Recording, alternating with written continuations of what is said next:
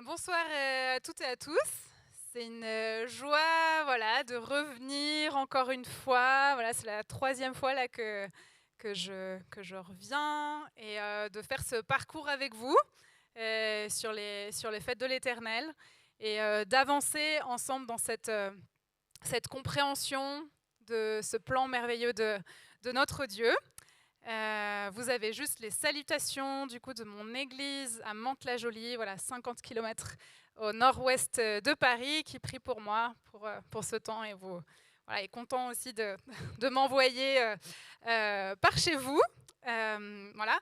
Puis pour peut-être celles et ceux, je ne sais pas si on s'est vu à chaque fois, qui ne me connaissent pas, donc je m'appelle Doris, j'habite en région parisienne et puis j'ai écrit il y a 4 ans et demi maintenant, 5 ans, un livre voilà, sur les fêtes de l'Éternel, un voyage à la redécouverte des racines juives de la foi chrétienne. Moi, j'ai des origines juives de par mon nom de famille, du côté de mon papa. On a vécu en Israël.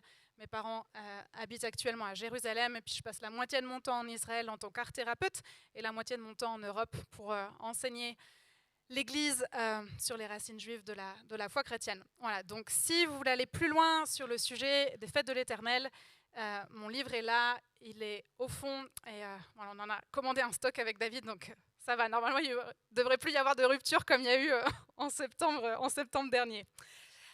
Alors, on continue ce cheminement, ce parcours qu'on a commencé sur les fêtes de l'Éternel. Et puis, comme l'enseignement, c'est l'art de la répétition, je vais commencer bien sûr par répéter un certain nombre de petites choses juste pour bien se rappeler puis qu'on se mette dans le contexte. On parle aujourd'hui des fêtes de l'Éternel qui sont différentes des fêtes juives ou des fêtes chrétiennes. Pourquoi c'est important ?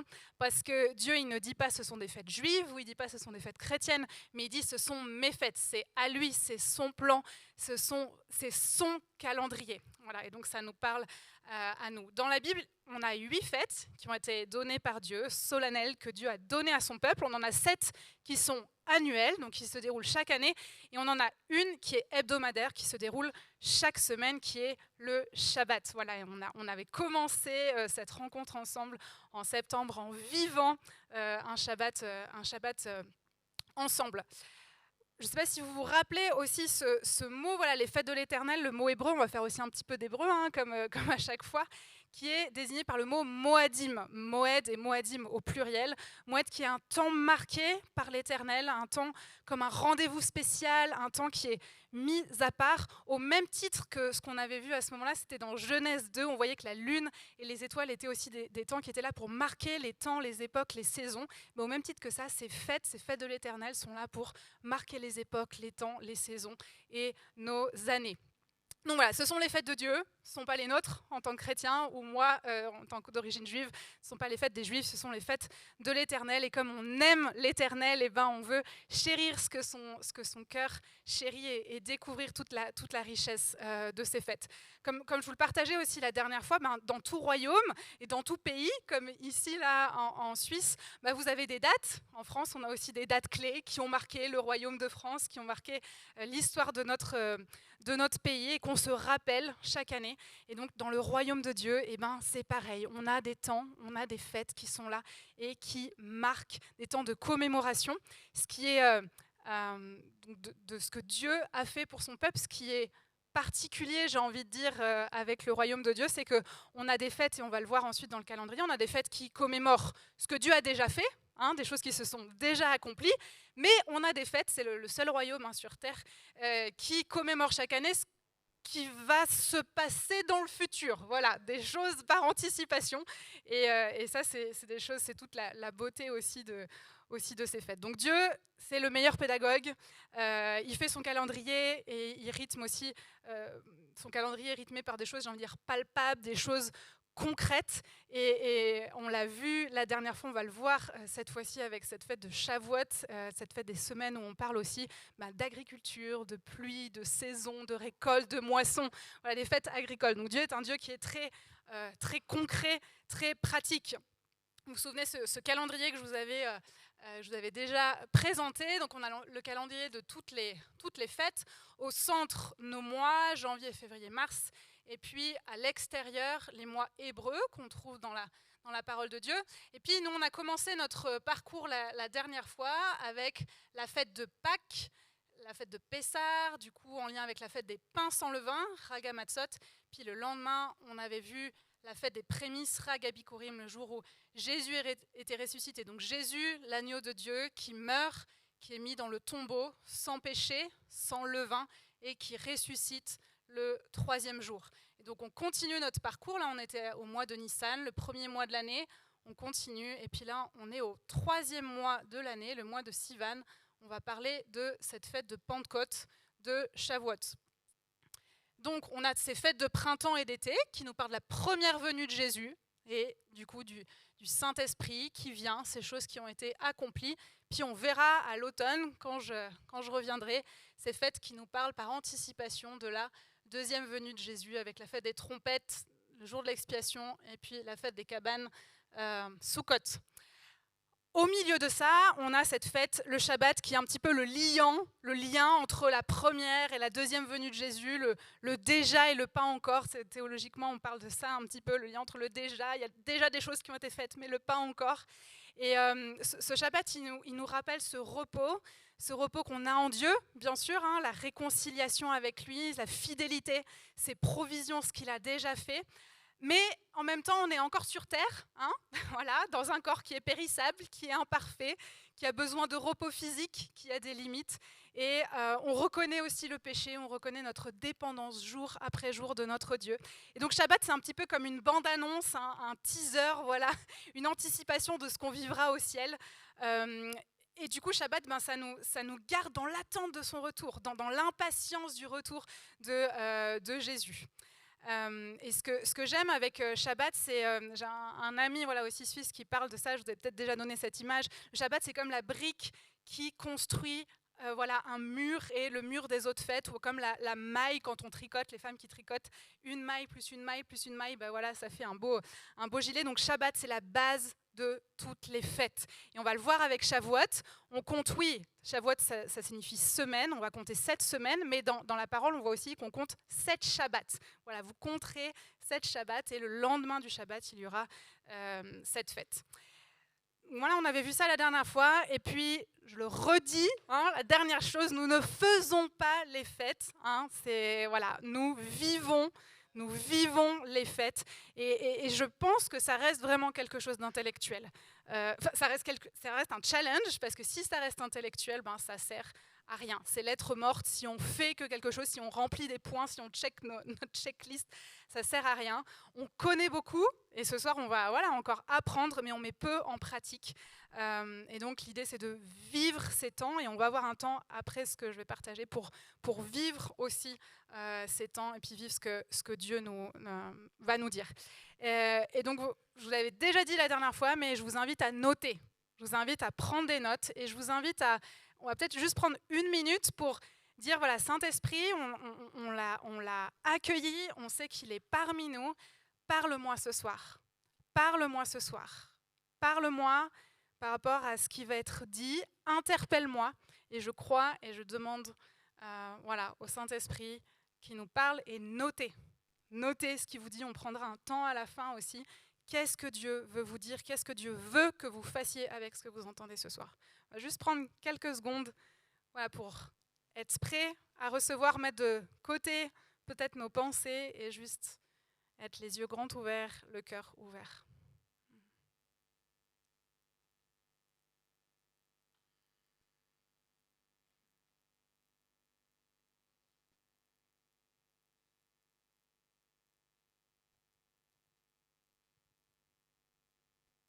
Ouais, Saint-Esprit, on est là ce soir. Sois le bienvenu et parle à nos cœurs ce soir. Parle à chacun d'entre nous. Amen. Amen. Alors, Shavuot, on traduit, je vais vous expliquer exactement, mais aujourd'hui on connaît cette fête, et aujourd'hui c'est le dimanche de Pentecôte. On célèbre la venue du Saint-Esprit, ce cadeau qui a été promis, envoyé par Jésus, ce cadeau que lui-même Jésus a reçu du Père. Mais on va essayer de voir quelles sont les racines de cette fête, hein, quelles sont les racines et d'où vient cette fête de Shavuot. On va beaucoup lire ce soir, donc je vous invite à suivre. On va tout d'abord partir dans Exode, le début de la parole de Dieu, dans Exode 23, les versets 14, puis ensuite les versets 16 à 17. Voilà. 3 fois par an, tu célébreras des fêtes en mon honneur. Tu observeras la fête de la moisson. C'est la fête des premiers fruits de ton travail, de ceux que tu auras semés dans les champs. 3 fois par an, tous les hommes se présenteront devant le Seigneur, l'Éternel. Ensuite, donc dans Exode 34, les versets 22 à 24, tu célébreras la fête des semaines, qui est traduit par Shavuot, au moment des premières moissons de blé, et la fête de la récolte à la fin de l'année. Et enfin, dans Lévitique 23, les versets 15 à 22, on a des passages parallèles dans Nombre 28 et dans Deutéronome 16. Là, j'ai pris le passage de Lévitique 23. Depuis le lendemain du Shabbat, du jour où vous apporterez la gerbe pour être agité de côté et d'autre, ça c'est ce qu'on avait vu lors de la dernière fête, la fête de Ragabikorim, vous compterez 7 semaines, Shavuot, 7 semaines entières. Vous compterez 50 jours jusqu'au lendemain du 7e Shabbat, et vous ferez à l'Éternel une offrande nouvelle. Vous apporterez de vos demeures 2 pains pour qu'ils soient agités de côté et d'autre. Ce jour même, vous publierez la fête et vous aurez une sainte convocation. Vous ne ferez aucune œuvre servile. C'est une loi perpétuelle pour vos descendants dans tous les lieux où vous habiterez. Quand vous ferez la moisson dans votre pays, tu laisseras un coin de ton champ sans le moissonner et tu ne ramasseras pas ce qui reste à glaner. Tu abandonneras cela aux pauvres et à l'étranger. Je suis l'Éternel, votre Dieu. Amen. Alors, Shavuot, on va faire les détectives comme la dernière fois. Shavuot, quels sont les éléments constitutifs de cette fête de Shavuot qu'on a vu dans ces passages? Shavuot se situe donc, on a eu plusieurs notions de temps, on a vu la notion de 50 jours, on a vu aussi la notion de 7 semaines après la fête précédente. La fête précédente, c'est celle qu'on a fait la dernière fois, c'est Ragabikorim, c'est la fête des prémices, c'est la fête de, où on a vu c'était la résurrection. Et donc d'où le nom de Shavuot. Pourquoi Shavuot? Parce que Shavuot, c'est le nom en hébreu qui désigne les semaines. Shavua, c'est la semaine. Shavuot, au pluriel, c'est les semaines. Et donc pourquoi Pentecôte aussi chez nous? En fait, ça vient du grec, panta, et puis donc qui est 5, et Pentecosté qui est 50e. Voilà, le 50e jour. Donc c'est pour ça. En fait, en hébreu, on compte les semaines, puis en grec, on comptait le nombre de jours. Là, c'est une première indication de temps, donc 50 jours, 7 semaines. En fait, cette semaine, c'est le lendemain du Shabbat, donc après la fête précédente. Et puis, Shavuot se déroule donc, quand on réfléchit à ça, le 3e mois de l'année biblique. Si on compte 50 jours, on sait que la fête d'avant, en fait, elle se déroulait lors du mois de Nissan, après la Pâque. On avait des indications de temps à ce moment-là. Si on compte 50 jours, c'était lors du 3e mois. Et le 3e mois de l'année biblique, c'était le mois de Sivan. Vous verrez pourquoi c'est important à la fin. L'année biblique, elle commençait à Pâques, quand les Hébreux sont sortis d'Égypte, et Dieu disait, ce moment-là sera le 1er mois de l'année pour vous. Voilà. Alors nous, on commence en janvier, où il y a différentes choses, mais eux, c'était à Pâques. Une petite remarque par rapport à ça, on a vu 50 jours, on a vu 7 semaines, mais vous avez vu aussi qu'on parlait de 7 Shabbats. Vous compterez 7 Shabbats, donc 7 semaines ou 7 Shabbats. Et pour moi, c'était important de souligner ça, parce que vous voyez là la centralité du Shabbat. La centralité du Shabbat, là, dans chaque fête comporte un Shabbat. Et là, on voit aussi, vous aurez un temps où vous ferez aucune œuvre servile. Alors, des fois, on se demande un peu ce que c'est. En fait, aucune œuvre servile, ça voulait dire que vous allez vous arrêter, vous n'allez pas travailler, vous allez vous reposer, vous allez faire Shabbat. Un jour, vous allez faire Shabbat pendant ce temps de 100 ans de Shavuot. Et donc chaque fête de l'Éternel comprend un Shabbat. Et puis le chiffre 7, c'est un chiffre qui est important aussi dans la parole, c'est le chiffre du repos, c'est un chiffre qui nous parle de Sik, c'est un chiffre qui nous parle de l'alliance avec l'homme, puisque le 7e jour, c'est un chiffre de la perfection, de l'achèvement, de la réalisation. Voilà, Dieu a terminé toutes les choses et puis il s'est reposé. C'est un chiffre qui est rattaché à la personne de Dieu. Donc voilà, on a toute cette notion de 7 Shabbats, 7 semaines. Alors, dans les passages qu'on a lus, j'aimerais soulever 5 caractéristiques de cette fête de Shavuot, et 5 caractéristiques qu'on va mettre aussi ensuite en parallèle avec d'autres caractéristiques quand on va aller dans le Nouveau Testament et puis qu'on va voir cette fête de Pentecôte. La première chose, comme je l'ai dit au début, tout comme les autres fêtes, Shavuot est une fête agricole. C'est la fête de la moisson, c'est la fête de la récolte du printemps. On avait vu qu'on avait Pessah, on avait Pâques et puis on avait Ragabikurim qui était le coup d'envoi de la moisson. On a apporté les premières gerbes qui étaient arrivées à maturité et on les apportait au temple. On faisait une première offrande à ce moment-là. Et donc c'était le coup d'envoi de la moisson. Puis cette moisson qui dure. Et puis à Shavuot, il va y avoir encore quelque chose en lien avec la moisson. À ce moment-là, on récolte. On a l'orge qui est arrivée au moment de Pessah, et puis là, on va récolter plutôt le blé, le froment à ce moment-là.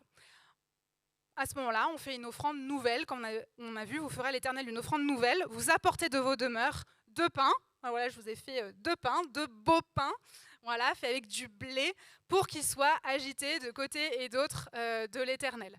Alors, une petite remarque sur ces pains, c'était des pains levés. Voilà, des bons pains avec du blé et puis levés, des pains levés de Shavuot, alors qu'à Pessah, si vous vous souvenez, on avait mangé des pains sans levain.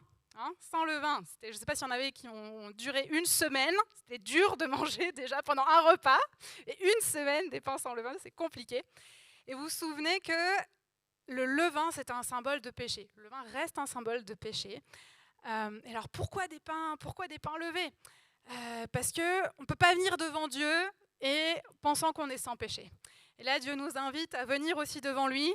On vient avec lui comme on est, avec notre péché tel que nous sommes, et puis on va apporter ça à l'autel. On va apporter ça à Dieu pour que lui, il nous prenne comme on est, puis qui nous transforme et qui s'occupe de nous et puis de ce péché. Voilà, on a ces 2 pains. J'en reparlerai à la fin de toute la signification de ces 2 pains. Mais voilà, une fête agricole, avec notre récolte, on va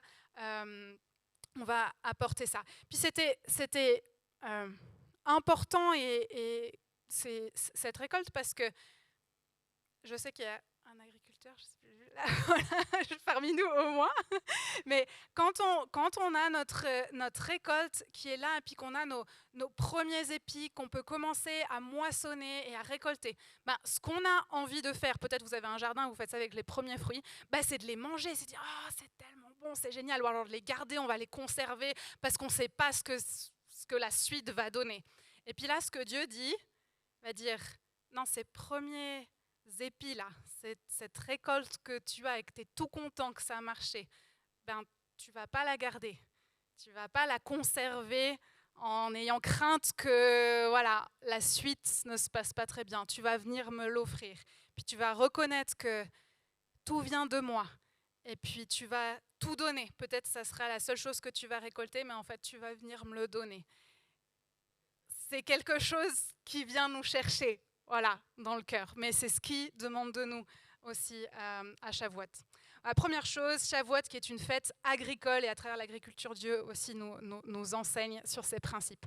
La deuxième chose, c'est que, on l'a vu, Shavuot, c'était une fête de pèlerinage. On l'a vu 3 fois par année. Les hommes devaient se présenter devant l'Éternel.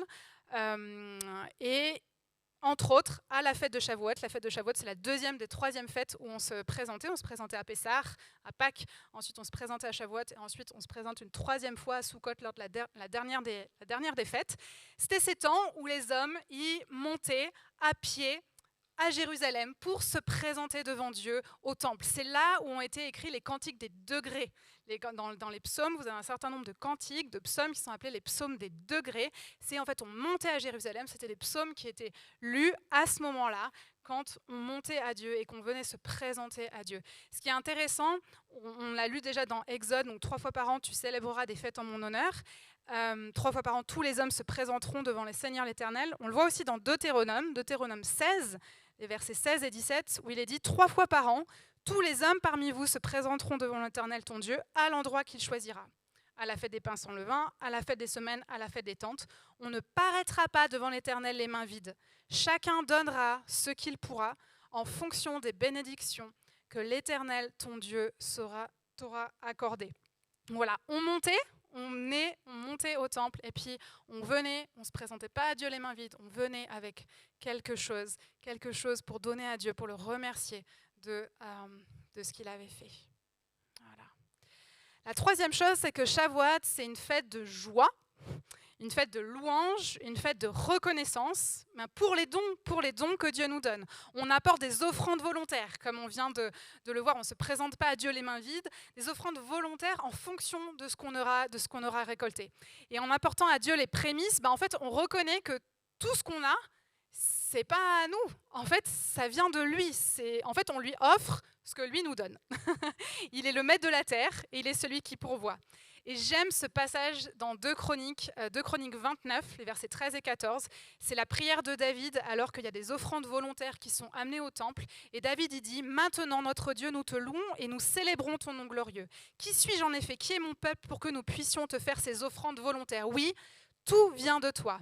Et nous recevons de ta main ce que nous t'offrons. » Qu'on puisse reconnaître que ce qu'on apporte à Dieu, en fait, c'est pas « Allez, Seigneur, je t'apporte ça, tu vois. » Non, mais en fait, ça me vient de toi.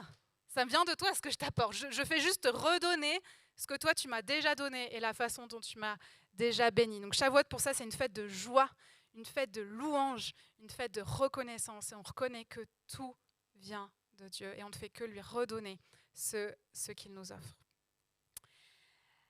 La quatrième chose de Shavuot, c'est que cette louange, elle ne reste pas pour nous, mais elle déborde sur les autres. Quand on fait la moisson, on se confie dans la provision de Dieu. Voilà, on va lui apporter les premières choses. On rentre dans ce pas où on va mettre notre foi dans le Dieu qui pourvoit. Et on se confie dans cette provision, on se confie dans l'abondance, on se confie dans la générosité de Dieu. Et donc, on va penser aux plus faibles, on va penser aux pauvres, on va penser à l'étranger. Et on va laisser un coin du champ non récolté. Je ne sais pas si ça se fait encore aujourd'hui, je ne sais pas. Et là, on voyait, donc, quand vous ferez la moisson dans votre pays, tu laisseras un coin de ton champ sans le moissonner, tu ne ramasseras pas ce qui reste à glaner, tu abandonneras cela aux pauvres et à l'étranger. Je suis l'Éternel, votre Dieu. Quand on lit ça, je ne sais pas si ça vous fait penser, on en reparlera encore à la fin, à Ruth. Ruth, c'est cette histoire. Quand Ruth, elle va dans le champ de Boaz, en fait, elle va glaner, et en fait, Boaz, il suivait. C'est un homme juif qui suivait les principes de Dieu. Et peut-être que lui, il avait besoin de tout son champ pour subvenir à ses besoins, on ne sait pas. Mais il faisait confiance dans la provision de Dieu. Et puis, il a laissé Ruth. Et puis, Dieu, il a pourvu au centuple parce que Ruth est devenue sa femme. Voilà. Il a pourvu même à peut-être ce qu'il attendait de plus cher dans son cœur. Voilà. Et c'est vraiment ça, c'est ce principe que Boaz respectait et Dieu a pourvu. Puis la dernière chose, c'est quelque chose qui est peut-être un petit peu moins connu, et puis je vais vous expliquer, on va rentrer dans les détails. En fait, Shavuot, c'est aussi une fête d'alliance. Pourquoi je dis ça ? On a plusieurs passages à Shavuot au temps du roi Asa. Le peuple s'est rassemblé pour contracter une alliance, prêter serment, et en fait le serment en hébreu, c'est Shevuah. Shavuot, Shevuah. Voilà, c'est la même racine du coup que Shavuot. Et donc le peuple, il s'est rassemblé pour contracter une alliance et puis pour s'engager à chercher le Seigneur, le Dieu de leur père, de tout leur cœur, de toute leur âme, de toutes leurs âmes. Et comment ça s'est fait ? Ça s'est fait au milieu de cris, de trompettes, des bruits de corps. Et on va lire, je crois que j'ai le passage, ouais. On va lire 2 Chroniques, 2 Chroniques 15, les versets 8 à 15. Donc en fait, on est au temps du roi, un roi Asa, et à ce moment-là, le roi Asa fait disparaître toutes les monstruosités de Juda et de Benjamin. Là, ils se rassemblèrent, ils se rassemblèrent à Jérusalem le troisième mois de la 15e année du règne d'Asa. Ils prirent l'engagement, c'est Brit en hébreu, de chercher l'Éternel, le Dieu de leurs ancêtres, de tout leur cœur et de toute leur âme. Ils prêtèrent serment, shava, la même racine que chavois. Ils prêtèrent serment envers l'Éternel à voix haute, avec des cris de joie, au son des trompettes et des cors. Tous les Judéens se réjouirent de ce serment, shevoa, car ils avaient juré de tout leur cœur, ils avaient cherché l'Éternel de leur plein gré, et ils l'avaient trouvé. Et l'Éternel leur donna du repos de tous côtés. Hop. Après, je reste juste là. Donc voilà, on a cette notion de prêter serment, d'une alliance qui est contractée entre Dieu et le peuple. Et en fait, aujourd'hui, dans la tradition juive, Shavuot, c'est pas seulement cette fête des moissons, mais c'est aussi la fête où Dieu a donné la Torah. La Torah, c'est les 5 premiers livres de la Bible. Donc c'est l'enseignement, souvent on dit loi, mais en fait c'est une mauvaise traduction. La Torah, ça vient, en fait c'est vraiment la notion d'enseignement à Moïse. Et donc c'est le temps du don de la Torah. Il considère ce temps de Shavuot comme le temps du don de la Torah. Pour le don de la Torah, la Bible, elle ne donne pas de date précise. Si on lit, on va lire dans Exode 19. La seule indication temporelle qu'on a, c'est que le peuple est arrivé au désert du Sinaï le 3e mois après leur sortie d'Égypte. 3e mois, ça correspond à la période de Shavuot. Voilà. Et on va lire Exode 19, les versets 1 à 6 et puis 1 à 6 et ensuite 16 à 19. Et vous allez voir des petits détails qui nous font penser aussi à Shavuot. Donc lors du don de la Torah, Dieu, il a fait aussi alliance avec le peuple. Et qu'est-ce qui s'est passé ? Le jour même du 3e mois, voilà, donc ce temps de Shavuot, après leur sortie d'Égypte, les Israélites arrivèrent au désert du Sinaï. Moïse monta vers Dieu et l'Éternel l'appela du haut de la montagne en annonçant : Maintenant, vous écoutez ma voix, et si vous gardez mon alliance, vous m'appartiendrez personnellement parmi tous les peuples, car toute la terre m'appartient. Et Exode 19, 16 à 19, il y eut des tonnerres, des éclairs, le son de la trompette. La montagne du Sinaï était toute en fumée, parce que l'Éternel y était descendu au milieu du feu. C'est exactement les mêmes détails que quand le peuple a fait alliance avec Dieu au temps d'Asa. Et peut-être vous commencez déjà à voir que c'est les mêmes détails que des années après, ils vont se passer. Voilà. J'ai mis un autre passage. Attention avant de me lapider, j'ai mis un passage de Jubilé. Jubilé, ce n'est pas un livre qui est dans nos Bibles, c'est un livre qui est apocryphe. Voilà, c'est des livres qui sont dans les Bibles catholiques, mais qui permet de comprendre le monde dans lequel Jésus, les apôtres, les Juifs de l'époque vivaient. Et ce qui se disait à ce moment-là, c'est une écriture de l'époque. Ce n'est pas des écrits que nous, on reconnaît comme la parole de Dieu, mais ils sont très intéressants pour comprendre le contexte. Et en fait, dans Jubilé 1.1, on voit, il est écrit: Et il arriva la première année de l'exode des enfants d'Israël hors d'Égypte, le 3e mois, le 16e jour du mois, qu'Élohim parla à Moïse en disant : Monte vers moi sur la montagne, je te donnerai les 2 tablettes de pierre contenant la loi et les commandements que j'ai écrits, afin que tu les leur enseignes. Donc c'est la croyance de l'époque de Jésus, que lorsque Moïse est monté sur la montagne, cela s'est passé au temps de Shavuot, le 3e mois. Et donc cela renforce le fait que Shavuot, c'est une fête d'alliance. C'est une fête où Dieu fait alliance avec son peuple. Un dernier passage que je n'ai pas noté, mais que je trouve très intéressant, c'est dans Deutéronome 4, les versets 10 à 13. En fait, Dieu, il demande à son peuple de se souvenir spécifiquement du jour où il a communiqué ses paroles, où il a communiqué sa Torah. Il nous est dit : Souviens-toi du jour où tu t'es présenté devant l'Éternel ton Dieu à Horeb, lorsque l'Éternel m'a dit : Rassemble le peuple auprès de moi, je veux leur faire entendre mes paroles, afin qu'ils apprennent à me craindre tout le temps qu'ils vivront sur la terre et qu'ils les enseignent à leurs enfants. La notion de transmission. Vous vous êtes approchés, vous êtes tenus au pied de la montagne était embrasée, les flammes s'élevaient jusqu'en plein ciel, il y avait des ténèbres, des nuées, de l'obscurité. L'Éternel vous a parlé au milieu du feu, vous avez entendu le son des paroles, mais vous n'avez pas vu de représentation, vous avez seulement entendu une voix. Il a proclamé son alliance qui vous a ordonné de respecter les 10 commandements, il les a écrits sur 2 tables de pierre. Voilà, toute cette fête de Shavuot, dans le Premier Testament, on va dire, voilà, le Tanar qu'on dit en hébreu, une fête agricole, une fête de pèlerinage à pied, une fête où on se rassemble, où les hommes se rassemblaient au temple, une fête de louange, de joie, cette louange qui déborde sur les autres, un temps de générosité, et une fête de l'Alliance, une fête aussi où Dieu donne sa parole, offre sa parole. Ça va jusque-là ? Voilà, on a ce bon, on essaie de comprendre qu'est-ce que c'est Shavuot à la base. Voilà. Donc là, c'est la base, c'est ce que les Juifs ils vivaient chaque année, c'est ce dont ils se rappelaient chaque année quand ils venaient au temple à Shavuot, quand ils fêtaient dans leur maison Shavuot, c'était tout ça, c'était tout ce bagage qu'ils fêtaient, et c'est ce qu'ils fêtent encore aujourd'hui. Nous, on l'a fêté la semaine dernière, voilà, on a quelques petits jours d'écart, on l'a fêté la semaine dernière, c'est ça qu'on vit aujourd'hui dans nos familles. Maintenant, on va faire un bond, on va aller dans le Nouveau Testament et puis aller particulièrement dans les Actes des Apôtres pour essayer de voir l'accomplissement de cette fête et les liens aussi qu'elle a avec l'Ancien Testament, le Tanakh.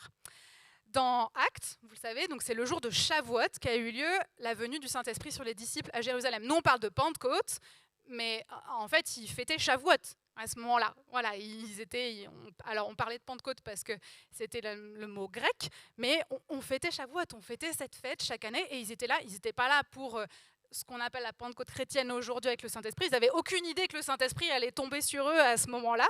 Ils étaient là et puis ils fêtaient, ils se souvenaient du don de la Torah, ils se souvenaient de l'alliance que Dieu avait faite, ils se souvenaient des moissons, ils avaient apporté ces deux pains au temple. C'était l'état d'esprit dans lequel ils étaient. Et donc, la venue du Saint-Esprit, c'est ce que les chrétiens fêtent aujourd'hui. Mais donc, voilà, on a vu, les racines sont bien plus profondes et Dieu est tellement pédagogique. Donc, c'est pour ça qu'on a besoin de nos racines. Donc, on va lire un petit peu dans Acte 1. David a déjà lu des passages. On va relire Acte 1, les versets 1 à 8, et puis Acte 2, les versets 1 à 4, pour lire les passages constitutifs de cette Pentecôte avec la venue du Saint-Esprit au moment de Shavuot.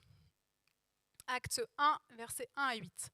Cher Théophile, dans mon premier livre, donc c'est Luc qui écrit les Actes des Apôtres, voilà, et puis là il s'adresse à Théophile, il commence sa lettre.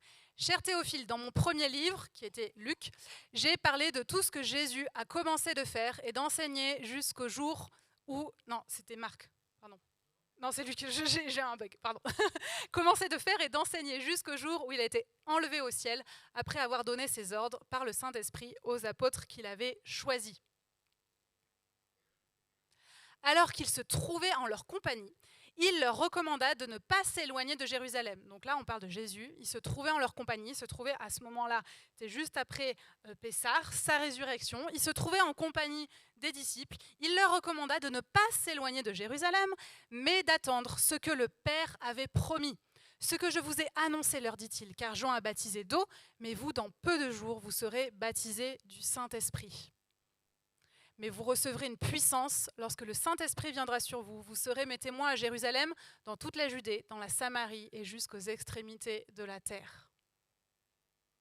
Et dans Acte 2, les versets 1 à 4, il nous est dit, quand le jour de la Pentecôte arriva, ils étaient tous ensemble, au même endroit. Ils fêtaient Shavuot, ils étaient là, ils remerciaient Dieu. Tout à coup, il vint du ciel un bruit, comme celui d'un vent violent, qui remplit toute la maison où ils étaient assis. Des langues qui semblaient de feu leur apparurent, séparées les unes des autres, et elles se posèrent sur chacun d'eux.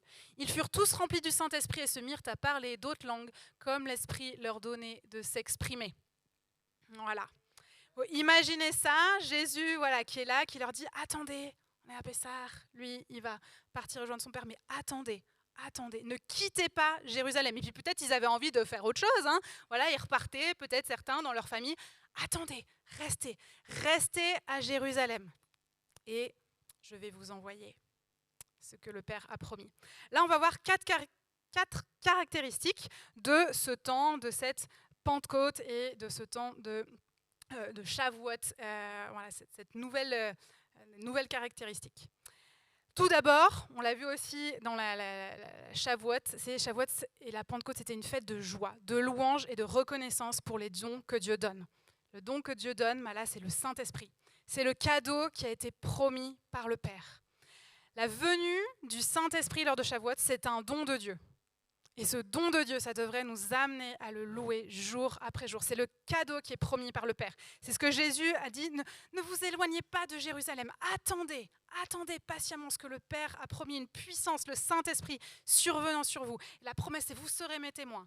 Depuis Jérusalem, la Judée, la Samarie et jusqu'aux extrémités de la terre. Et si vous vous souvenez, qu'est-ce qu'on a fait à Pessah, lors des fêtes de Pessah et du coup de Hag HaMatzot? Eh bien, le père de famille, il cachait ce petit bout. Vous vous souvenez, on avait brisé cette matzah, ce pain sans levain en deux. Je l'avais caché dans un petit étui blanc. Et puis on l'avait caché.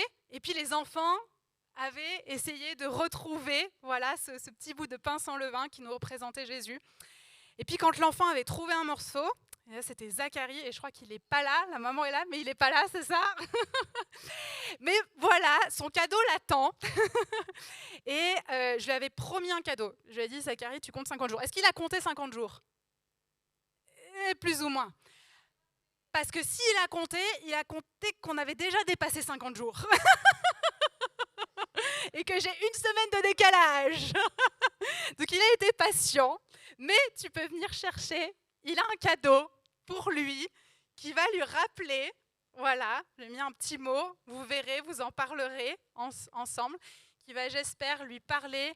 Alors, en fait, je vais dire, parce qu'il n'est pas là, c'est un cerf-volant. Pourquoi c'est un cerf-volant? Parce que, en fait, le cerf-volant, il utilise le vent. Et souvent, le Saint-Esprit, il est comparé aussi au vent, parce que Dieu nous dit, mais tu ne vois pas, en fait, mais tu vois son effet. Et donc j'espère qu'avec le cerf-volant, ça va aussi lui faire comprendre, le Saint-Esprit, il est là aussi. Peut-être tu ne le vois pas, tu ne peux pas le toucher, mais tu vois son effet.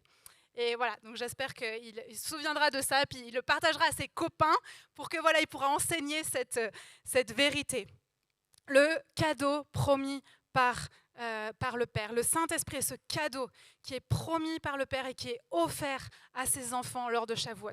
Et donc bénissons Dieu pour sa fidélité. On aura un temps ensuite de louange pour sa fidélité, pour l'accomplissement de sa promesse. Et louons-le pour ce cadeau merveilleux du Saint-Esprit qui nous accompagne jour après jour.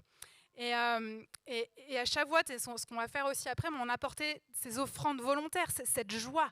Et donc comme Paul nous encourage aussi à apporter nos corps, nos êtres comme des sacrifices vivants, des offrandes vivantes.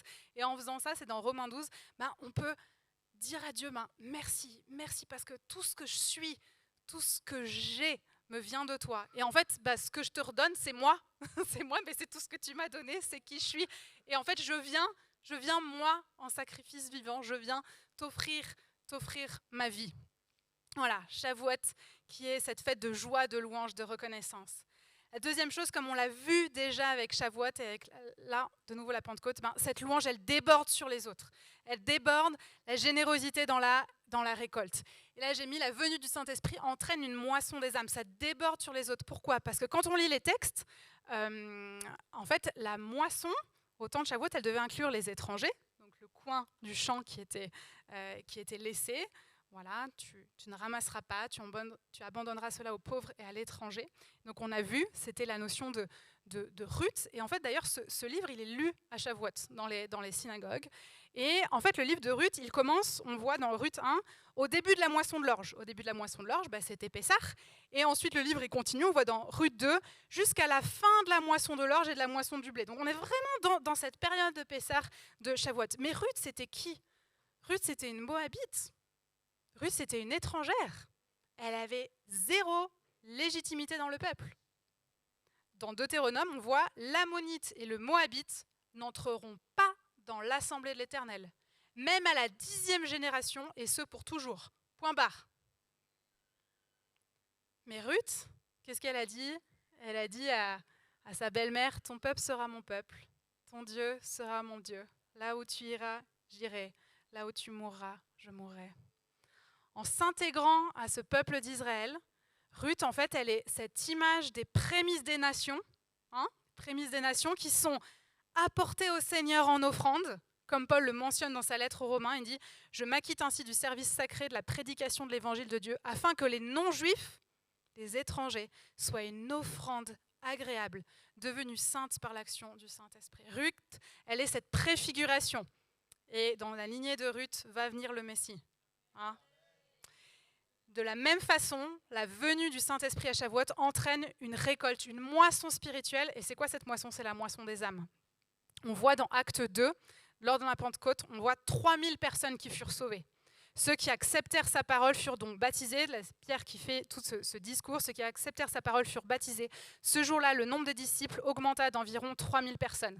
Là aussi, c'était comme un peu une offrande, les prémices, une première récolte suite à l'envoi du Saint-Esprit. L'envoi, voilà, le Saint-Esprit arrive, et puis cette première récolte. Et on peut imaginer un instant ces Juifs, c'était des Juifs qui étaient présents. On nous a dit dans Acte 2, ils venaient de toutes les nations qui sont sous le ciel. Toutes les nations sous le ciel, ils venaient de là. Mais pourquoi ils étaient là? Oui, parce qu'on l'a vu à Shavuot, il fallait qu'on monte au temple. Donc ils étaient là pour fêter Shavuot, ils étaient là de toutes les nations pour apporter une offrande. Mais en fait, ce qui s'est passé, c'est qu'eux-mêmes sont devenus l'offrande. Eux-mêmes sont devenus cette offrande à Dieu. Et puis, ils sont rentrés chez eux, transformés, bouleversés dans leurs nations respectives, le cœur changé, témoignant à leurs concitoyens juifs et aux gens des nations de ce qu'ils avaient vécu à Jérusalem. Donc à Shavuot, on retrouve cette notion de nation et on la retrouve aussi dans la générosité, dans les 2 pains qui sont offerts.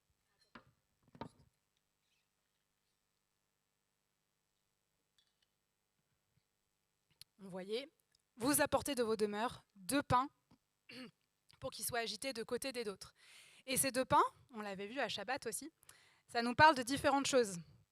Ça nous parle des Juifs et des non-Juifs qui sont offerts en offrande à Dieu lors de la venue du Messie.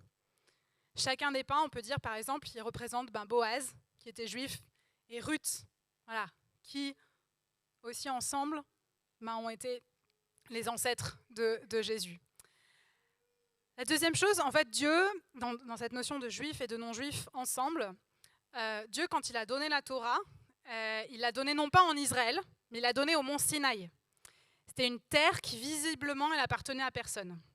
Et selon les sages, selon mon sage juif, il nous est dit la Torah n'est pas seulement la propriété du peuple d'Israël, mais elle est aussi la possession de tous les peuples. Elle concerne tous les peuples, et tous les peuples sont concernés par le don de la Torah.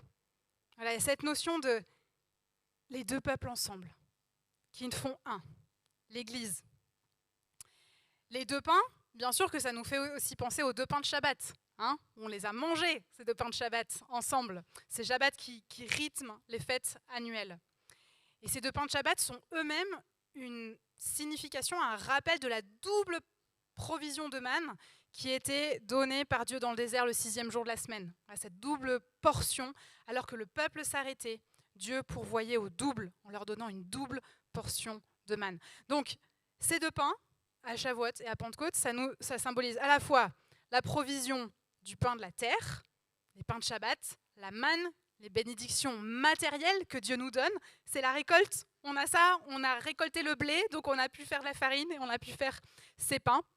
Et on peut remercier Dieu pour ça, pour ces bénédictions matérielles qu'il nous donne, concrètes. Et puis, c'est aussi la provision du pain du ciel, les bénédictions spirituelles qui en découlent. La parole nous dit que Jésus, dans Jean, est ce pain du ciel qui donne la vie, ce pain de vie. Et la venue de Jésus, c'est lui qui vient abattre le mur de séparation entre les Juifs et les non-Juifs, pour qu'ils soient un peuple, une offrande donnée à Dieu et offerte à Dieu en sacrifice. Donc Shavuot, c'est vraiment l'occasion de remercier Dieu pour sa provision matérielle, mais aussi spirituelle.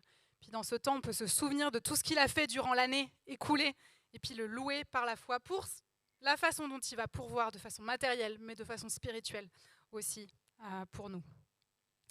3e caractéristique, la notion d'alliance. À Shavuot, on a vu du coup le peuple se rassembler pour contracter une alliance avec Dieu. Et il a alors fait l'expérience de Dieu lui-même qui a écrit sa Torah, écrit ses enseignements, au milieu de bruit, au milieu de présence et de feu. Donc au Sinaï, le 3e mois, à Shavuot, les Israélites ils se trouvaient au pied de la montagne quand Dieu a donné l'étape de la loi à Moïse. Ils étaient rassemblés pour contracter une alliance, on l'a vu, pour prêter serment, pour s'engager à chercher les seigneurs de tout leur cœur.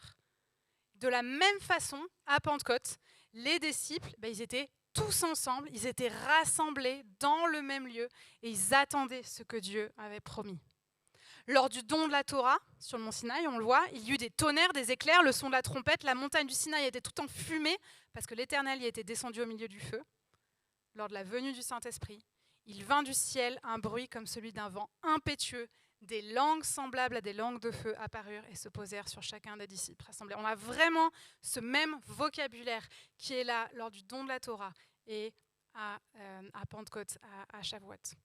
Je vais prendre encore un autre passage d'un texte apocryphe, qui est cette fois-ci le texte d'Enoch, mais juste pour vous montrer que il y a la parole, mais c'était vraiment dans les écrits de l'époque, cette notion, cette compréhension. Enoch 14 qui nous est dit « Voici maintenant la vision que j'eus, voici je me voyais environné de nuages, de brouillards, criant vers moi, je contemplais avec inquiétude le mouvement des étoiles filantes des éclairs, tandis que des vents favorables soulevaient mes ailes et accéléraient ma course. Je fus élevé, emporté vers le ciel. J'arrivai bientôt à un mur bâti avec des grêlons entourés de langues de feu. Des flammes vibraient autour de tous ces murs, la porte était embrasée.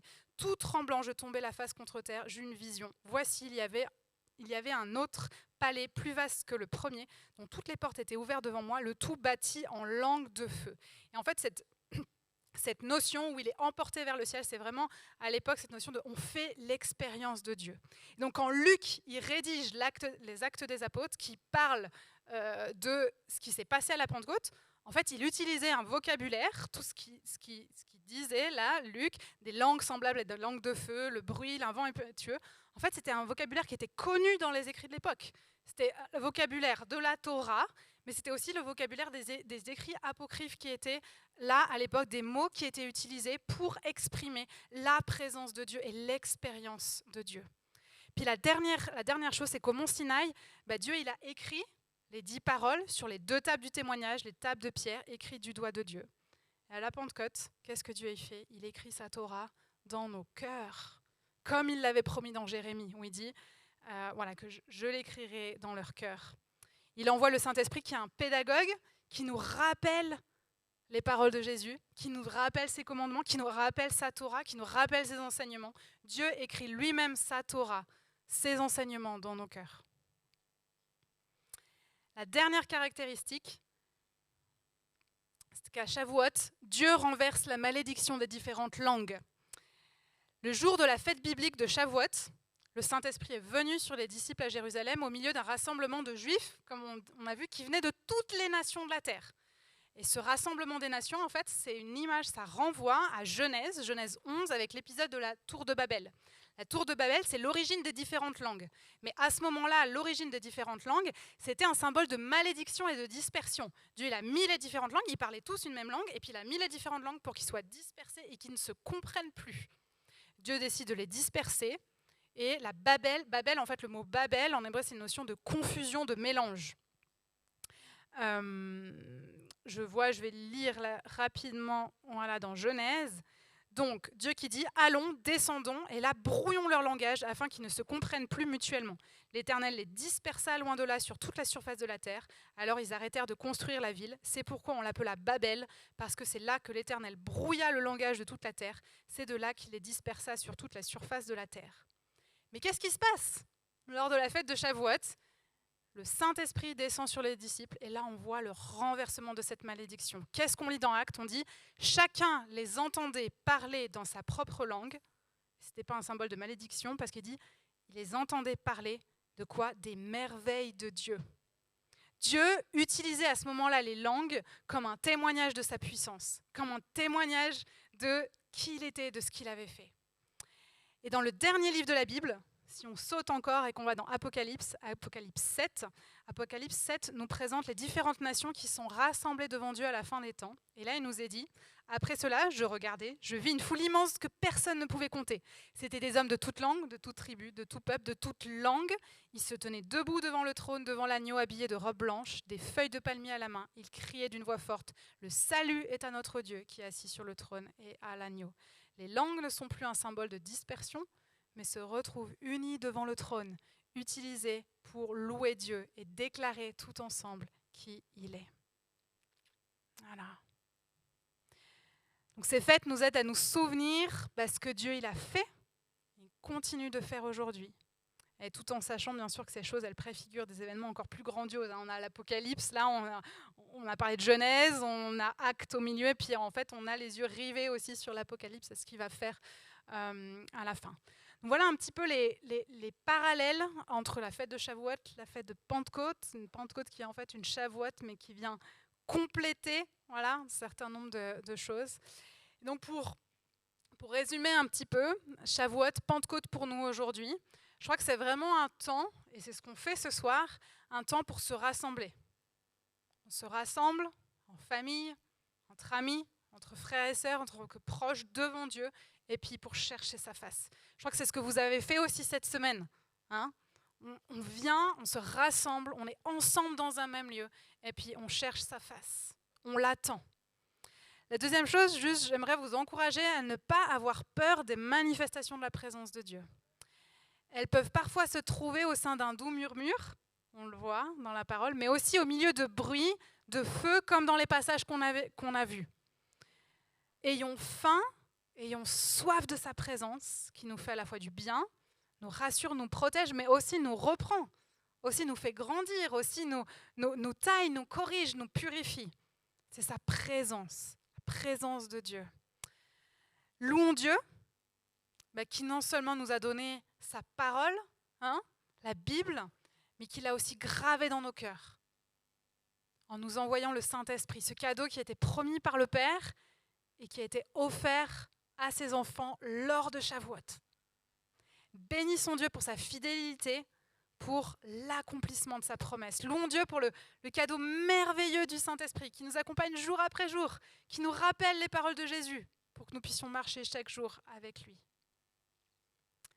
Tout à l'heure, on va manger et je vous ai fait un cheesecake parce qu'à Shavuot, on mange des aliments lactés. Et l'une des raisons pour cela, c'est que dans le Cantique des Cantiques, en fait, la Torah, la parole de Dieu, elle est comparée à du lait. Dit comme le lait, le miel et le lait, la Torah coule sous ta langue. Et de même que le lait a la capacité de subvenir, mais totalement, pleinement, aux besoins nutritifs de l'être humain, comme dans le cas d'un nourrisson, la Torah, elle procure toute la nourriture spirituelle nécessaire à l'âme humaine. Et le Nouveau Testament, il compare aussi la parole à du lait, il nous encourage à l'aimer. Dans 1 Pierre, il nous est dit « Désirez comme des enfants nouveau-nés le lait spirituel et pur, afin que par lui vous croissiez pour le salut. » Il nous encourage en même temps aussi à désirer passer à du lait, qui est la nourriture simple, les préceptes de la parole de Dieu, à la nourriture solide, le discernement de ce qui est bien et du mal, il nous est dit. Une autre chose, ce cadeau qu'on a reçu, il n'est pas que pour nous, il est pour les autres. Notre joie devrait déborder, impacter nos familles, nos amis, nos voisins, nos collègues, les personnes qu'on croise dans la rue. Dieu sauve encore aujourd'hui. Là seulement, la moisson est prête, seulement on le sait, il y a peu d'ouvriers. Et alors qu'on supplie le maître de la moisson d'envoyer des ouvriers, peut-être attendons-nous à ce que nous soyons les premiers à être la réponse à notre propre prière.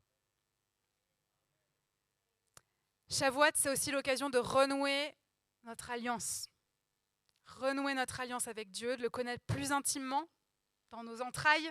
Vous voyez, je crois que j'avais partagé ça, la notion de connaître en hébreu, le mot connaître en hébreu, la notion d'entrailles, c'est une notion intime, comme un homme connaît une femme. On est encouragé à connaître Dieu, de l'expérimenter. N'ayons pas peur des manifestations de sa présence.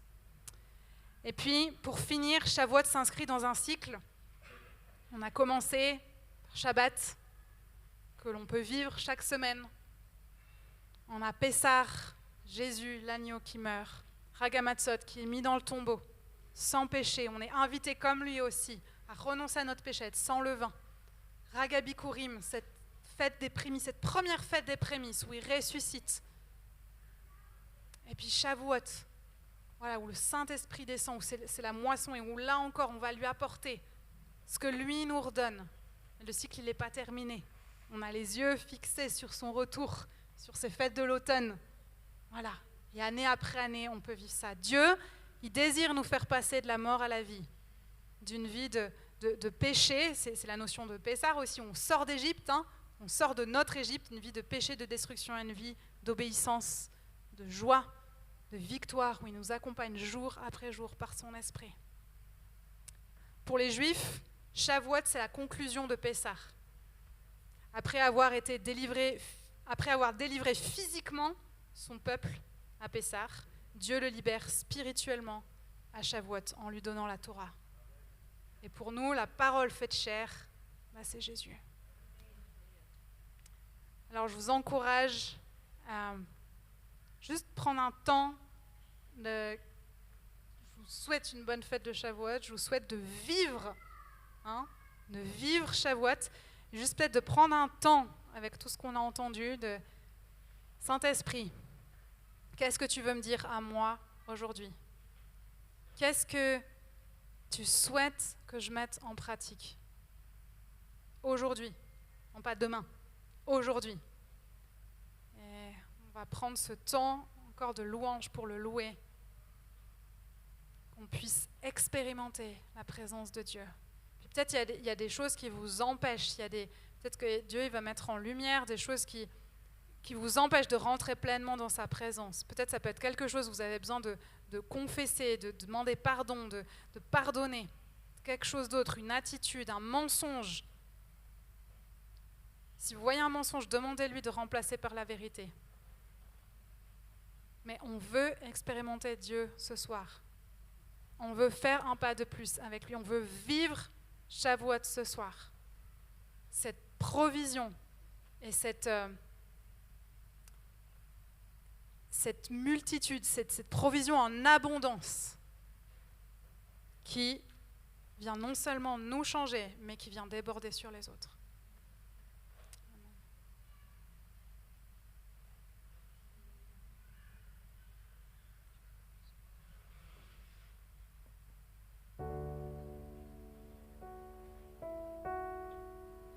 Alléluia. Levez-vous, on va célébrer et louer le Seigneur.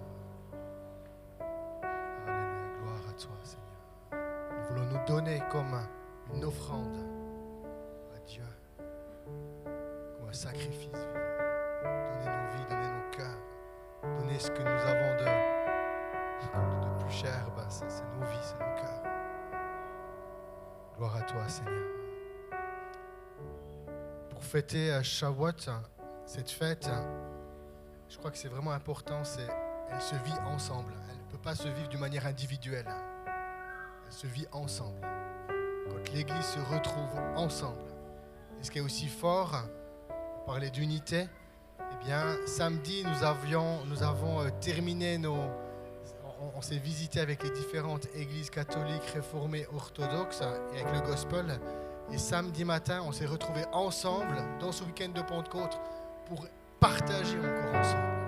Et de nouveau, on était ensemble, puis on a prié, et puis on a dit Saint-Esprit, visite-nous. Je crois qu'il y a quelque chose qui est important ici, c'est que on ne peut pas vivre la Pentecôte seul. On ne peut pas. C'est quand on est ensemble. Et ce soir, on est ensemble pour vivre l'effusion de l'Esprit à nouveau dans nos vies, dans nos cœurs. Amen. Et une autre chose que j'aimerais dire, c'est que souvent dans nos milieux pentecôtistes, on dit « Ah, j'ai été baptisé du Saint-Esprit », puis comme une expérience soi-même. Et puis on est resté comme soi-même. Mais ce qui est intéressant de ce que tu as partagé, Doris, c'est que la Pentecôte, l'effusion de l'Esprit, ça entraîne la moisson. Amen. Ça entraîne la moisson. Et tout d'un coup, Pierre a été utilisé à la Pentecôte comme un moissonneur. Amen. Et on doit s'attendre à recevoir la Pentecôte et qu'on devienne un instrument du Seigneur pour sa moisson. Parce que Jésus a dit, la moisson est mûre. Amen. Est-ce que tu es prêt à être utilisé par Dieu? Est-ce qu'on est prêt à être utilisé par le Seigneur pour que nous puissions aller engranger sa moisson? Alléluia. Si c'est juste pour une expérience que tu dis, j'ai été touché par le Seigneur, il ne va rien se passer. Il ne va rien se passer. C'est Dieu qui vient et qui nous utilise. Comment il va m'utiliser? Je ne le sais pas. Mais je suis disponible. Amen. Et c'est ça qui est important. Des fois, on veut tout comprendre, puis on veut tout analyser. On doit juste faire confiance au Seigneur.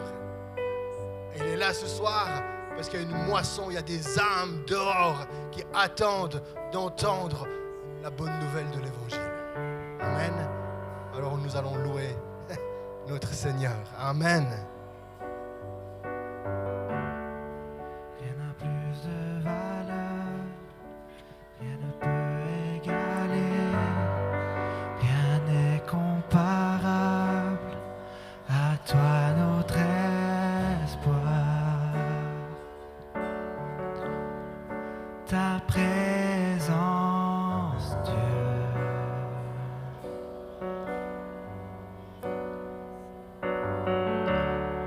J'ai goûté, j'ai vu l'amour le plus profond, où mon cœur devient libre et ma honte s'efface.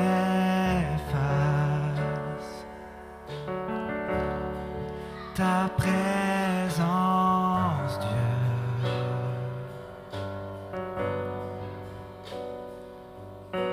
Saint-Esprit, tu es le bienvenu. Inonde ce lieu et remplit l'atmosphère. Ta gloire, ô Dieu, nos cœurs la désirent pour être envahis par ta présence, Dieu.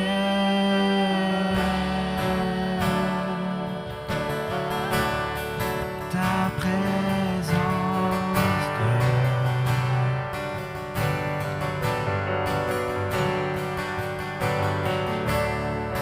Rien n'a plus de valeur, rien ne peut égaler, rien n'est comparable à toi notre espoir. Ta présence, Dieu.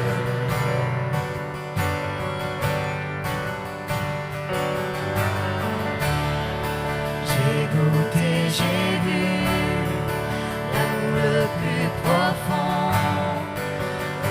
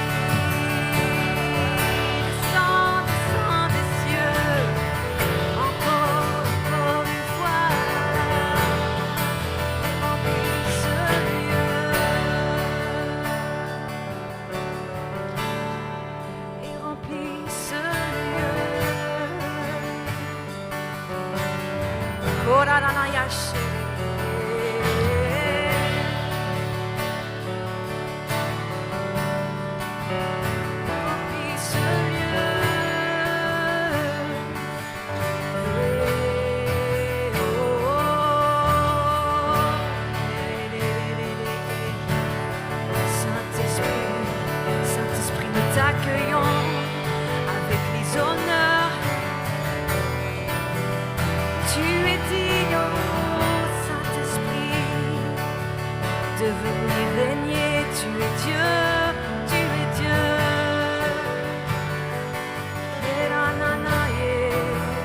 Promesse du Père envoyée.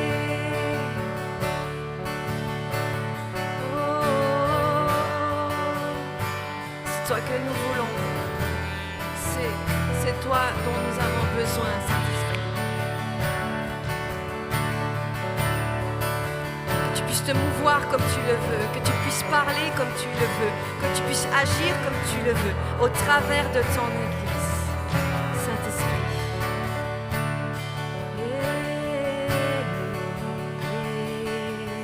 Nous aimons ta présence. Qui aime la présence du Saint-Esprit, monsieur? Qui aime la présence du Saint-Esprit? Alors, lève tes mains et commence de l'adorer. On ne perd jamais son temps avec le Saint-Esprit, dans sa présence. Levons nos mains, élevons nos cœurs, élevons notre louange pour l'Esprit. Accueillons l'Esprit, l'Esprit de Jésus, l'Esprit du Père. Il est un, Trinité parfaite.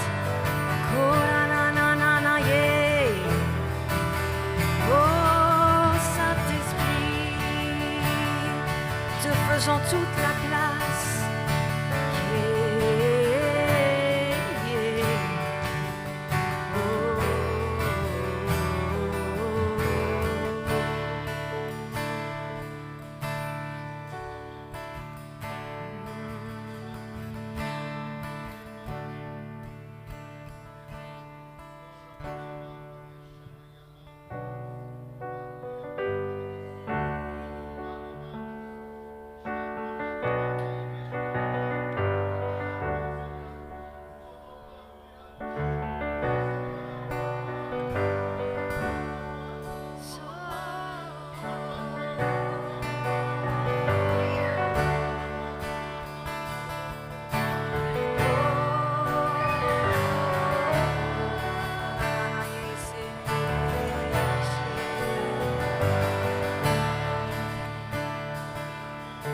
Mes yeux ont vu ce que tu as fait,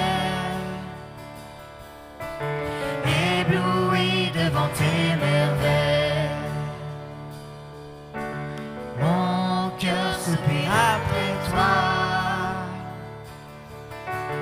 Oui, Seigneur, sois le maître en moi.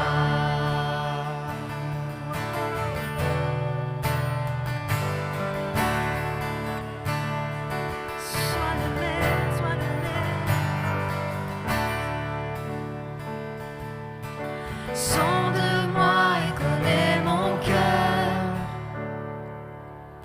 Je me soumets à toi, viens régner, Seigneur. Prêt à payer le prix, tout donner pour toi. Je t'offre ma vie, toi seul est mon roi.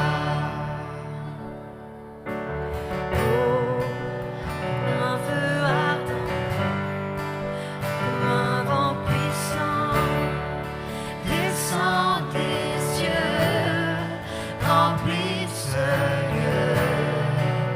Comme un feu ardent, comme un vent puissant, descend des cieux, remplit ce lieu.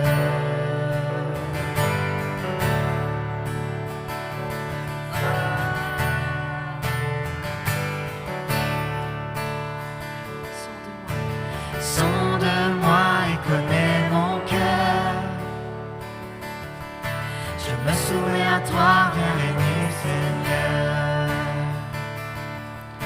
Prêt à payer le prix, tout donner pour toi. Je t'offre ma vie, toi seul est mon roi. Je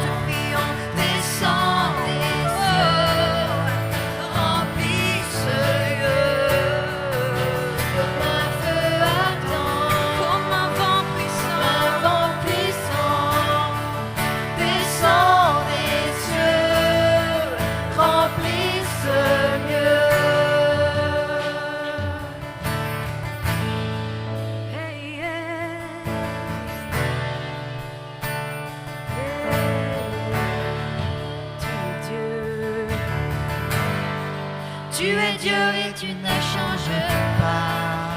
Allez, il faut chanter là. Je le sais, ton esprit est là. Comme souffle le vent sur la terre, envoie le réveil et non de mon aide. Tu es Dieu, disons-le ensemble. Tu es Dieu et tu ne changes pas. Non, non, non, non, toujours le même. Je le sais, ton esprit est là. Comme souffle le vent sur la terre, envoie le réveil et non de mon aide. Tu es Dieu, tu es Dieu. Tu es Dieu et tu ne changes pas. Je le sais, ton esprit est là. Comme souffle le vent sur la terre, envoie le réveil, inonde mon aide.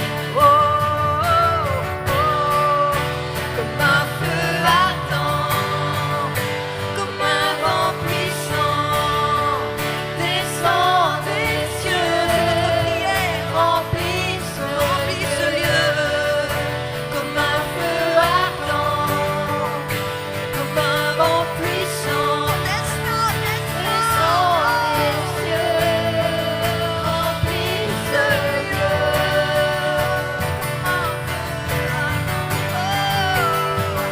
Viens, viens, viens,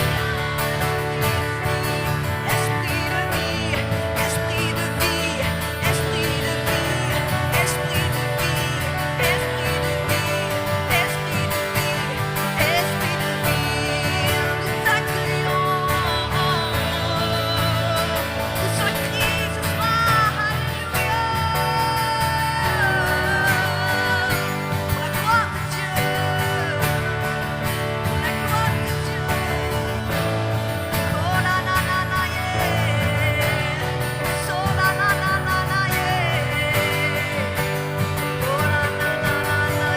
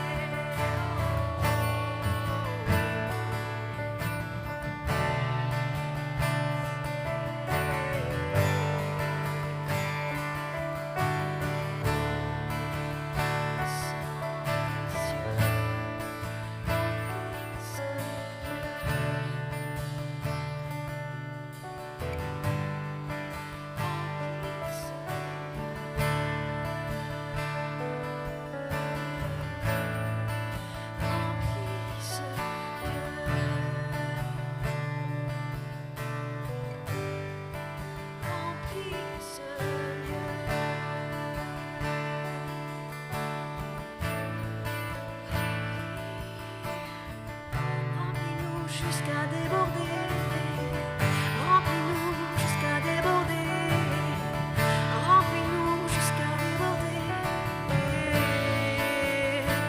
Tu remplis ma coupe, tu remplis ma coupe, tu remplis ma coupe et ma coupe déborde. Tu remplis ma coupe, tu remplis ma coupe, tu remplis ma coupe et ma coupe déborde. On dit, tu remplis ma coupe, tu remplis ma coupe, tu remplis ma coupe et ma coupe déborde de joie, de reconnaissance. Tu remplis ma coupe, tu remplis ma coupe, tu remplis ma coupe et ma coupe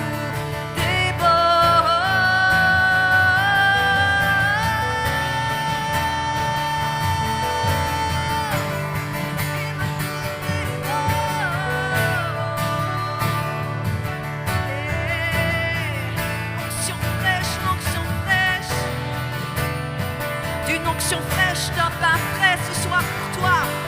Seigneur a prévu un pain frais, une onction fraîche, un feu nouveau, un vin nouveau. Oh, merci, merci Père, merci Père, merci Père. Oh, descends, descends, descends sur les cœurs, descends, descends sur les cœurs qui ont faim, qui ont soif. De plus, il y a plus, il y a plus, il y a plus, il y a beaucoup plus, il y a plus.